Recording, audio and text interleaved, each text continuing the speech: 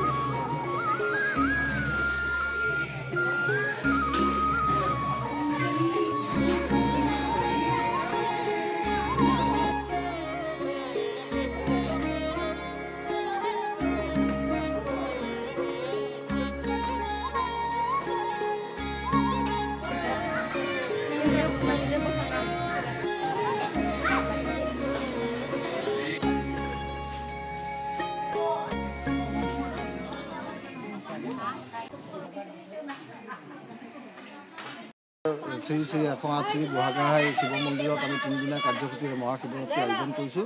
আজি পুৱাৰে পৰা পূজা অৰ্চনাৰে কাৰ্যসূচী আৰম্ভ হৈছে। ভক্তৰ যথেষ্ট সমাগম হৈছে। আমি ভক্তৰ সমাগম দেখি আমি উৎফুল্লিত আৰু এই দকমকাৰ দৰে পিছপৰা অঞ্চলত এনে মন্দিৰত ভক্তসকলৰ সমাগম দেখি আমি উৎফুল্লিত হৈ আমি 3 দিনীয়া কাৰ্যসূচীৰ ভিতৰত যি ধৰণৰ আমি যা যোগাৰ কৰিব লাগিছিল সেই যা যোগাৰ কৰিব পৰা নাই কাৰণে আমি ভক্তসকলৰ ওচৰত কিছু আমি ক্ষমা প্ৰাৰ্থনা কৰিছোঁ, কাৰণ তেখেতসকলক সা সুবিধা আমি দিব পৰা নাই।